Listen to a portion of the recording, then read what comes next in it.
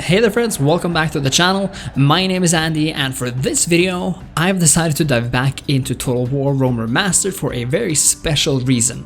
You see, patch 202 just released after having been in beta for close to a month now, and this thing changes everything, especially for modders. That's why I wanted to go through what makes this patch so great, but perhaps more importantly, so promising for the future of Rome Remastered. And we begin with the best news first, the modding section.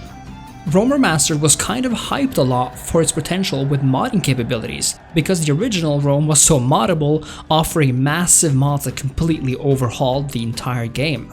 This largely remains the case for Rome Remastered, but now, the developers have gone even further in opening up modding capabilities, especially how they relate to which sections of the game that can be changed.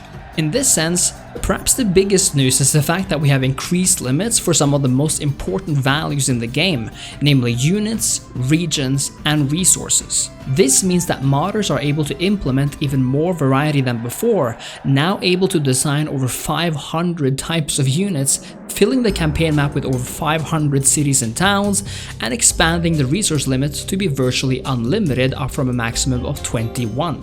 Now that sounds like a really big deal, but we'll have to see how modders use these powers to create even more diverse experiences. In addition, if you've been feeling like the original Grand Campaign lacks some of the added flavor of the expansion packs, then this is perhaps the best news yet. Now, modders are able to implement features previously exclusive to the expansions into the Grand Campaign, meaning that we can see religions make an appearance, which would completely change the way the ancient world works and make for a completely new level of realism. Now, Roman gods can compete with the Greek pantheon, and the same goes for the Egyptian and Germanic ones. I think this sounds so good, especially because the religion mechanic is one of the defining features of the Barbarian Invasion expansion. Imagine a massive mod that stretched from the early Republic to the late Empire. This could theoretically be achieved since religions can change over time now. We will also be able to see features like unique legion names, the loyalty mechanic, hordes, which is just so awesome since this might in fact be more of a good fit for barbarians even during the Republican era, and things like swimming and custom unit cards and models for named characters. In addition to many bug fixes and other modder features, we now have background scripts which modders can use, potentially allowing completely new events to occur throughout your game. So that was the modding part, and wonderful news aside, it remains to be seen what the modders actually do with the new powers they've now been given. Now let's move on to quality of life changes affecting the UI. A lot of people dislike the UI for being too arcadey or mobile-like, and even though I liked it more as time went on, I still feel like it doesn't use the screen as well as the old one did, simply because the old one seems to have specifically been made for PC, while the new one indeed feels like a much more touch-friendly interface. Rome Total War's UI is not only classic as heck, but it's easy to use, has no meaningless windows, and makes good use of the screen space, even though today we would probably like it to be a tad smaller. But still, Rome showed us everything we needed: a nice, realistic looking minimap, an overview space, and an action space. Additionally, clicking on a city opened a new and easy to manage window, which you could open further. We had large pictures and easy to read text, and there was really nothing wrong with any of this. The notifications were simple to spot, the messages large and clear, and I guess the only bad thing was that once you had cleared them, you couldn't really get them back.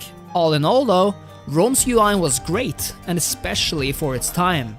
The UI is now much more minimalistic, even though clicking through different icons will open larger windows where you can gain the same in-depth information as before. When it comes to units and buildings, however, pictures are made smaller and you're going to have to squint a bit more if you wish to read those descriptions. This change, including the rounded symbols, have been getting criticism for looking too much like a mobile game's UI, and I'm inclined to agree.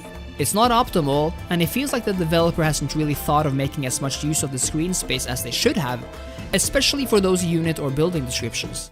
Either way, some of the biggest UI improvements are that we can now double-click on our settlement's name to change it to whatever we want, which is a handy little feature I always hate when it's not present.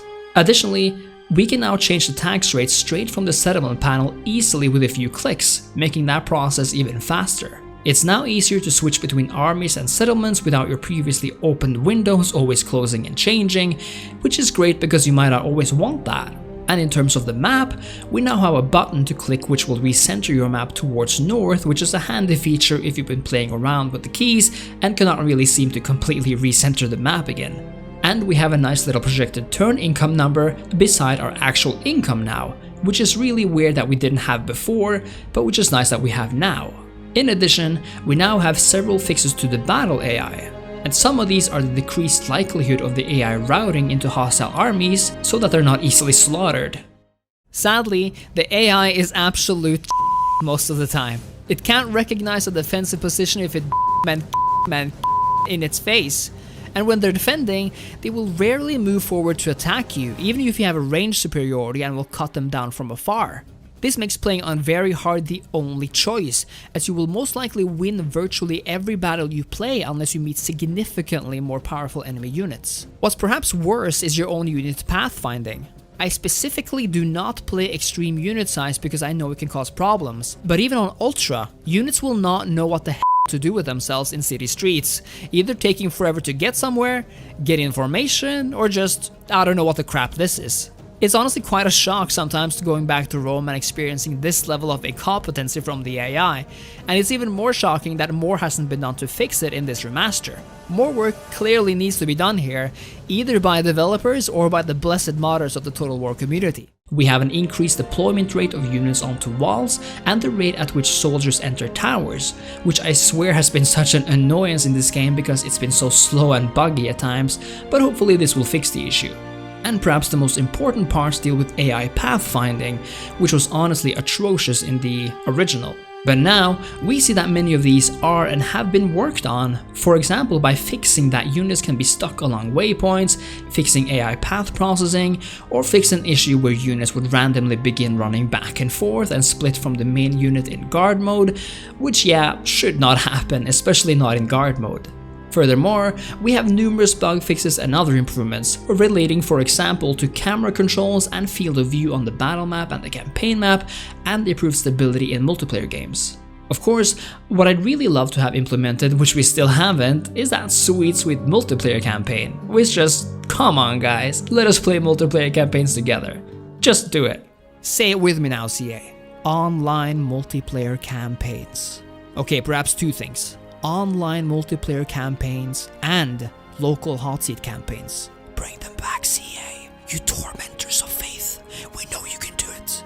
Fortune favors the bold, so go be that. Go be bold. But I think this patch shows a lot of promise, especially as it relates to the increased modding capabilities and the willingness of Feral Interactive and CA to open up the game for more changes, like the all-important features of including expansion pack mechanics into the Grand Campaign. It's also really nice to see that they are recognizing that the AI was extremely poor to begin with, and that changes are being made to support the game into the future and have it be the best it can. It's been around 4 months since Rome Remastered released now, more than a decade after the game's initial release.